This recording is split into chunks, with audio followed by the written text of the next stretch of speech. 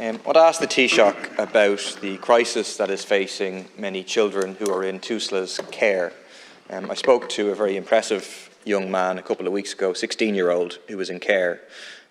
He's been in care for about 10 years. He lived with his mother for the first 5 or 6 years of his life. Then he was taken into care. He's currently 16 and he lives with his grandmother. But he said up until he was about 15 and a half, the service he had from Tusla was amazing. He always had a social worker, very supportive, and so on. But about a year ago, his social worker left him. He was told that it would only take a couple of weeks for the social worker to be replaced. But the social worker has still not been replaced. Instead, he has gotten a social care worker, a part-time social care worker who is not a qualified social worker and isn't able to give the same support that a social worker is able to give, and what he is the support that he's supposed to get. It's even affecting his ability to have visits with his mother. They have to be supervised visits, but the absence of staff has meant that it's been a difficulty to get visits. And this is apparently not an isolated case. The Children in Care team is operating at about 30% capacity. The same issues we've seen in terms of nurses, in terms of teachers, is now affecting social workers, particularly in Dublin. There's another issue, which is the issue of accommodation. 500 children a year turn 18, come out of care, and a big number of those go straight into homeless services because there's very, very little proper, appropriate accommodation for people who are emerging from care in that way.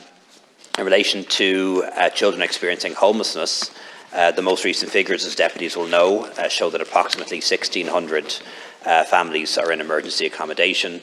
About half of those are one-parent families with just over 3,000 child dependents. In the vast majority of cases, it's for a matter of months, but in some cases it's for longer than that.